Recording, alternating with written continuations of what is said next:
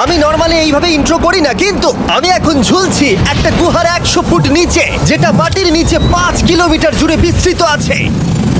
আর আমরা এটা পছন্দ করি বা না করি, যখনই আমি আর আমার বন্ধুরা মাটি টাচ করলাম, আমরা অফিসিয়ালি এখানে আগামী 7টা দিন কাটাতে চলেছি।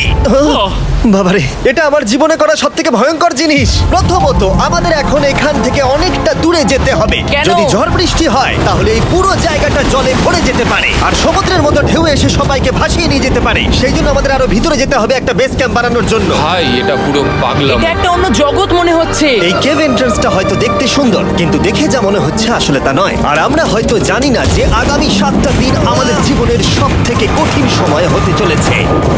সব থেকে বাজে ডিসিশন। ঠিক আছে, আর কিছুক্ষণের মধ্যে অন্ধকার হতে চলেছে। ক্যাম্প না করলে আমরা বিপদে পড়বো। আমরা কোথায় যাচ্ছি সেটা কি বলবে? আমাদের ক্যাম্প সেটআপের জন্য একটা ফ্ল্যাট গ্রাউন্ড খুঁজতেই হবে। কেভের ভেতরে ঢোকার পরে আমরা এমন একটা জায়গা খুঁজে পেলাম যেটা অনেকটা উঁচুতে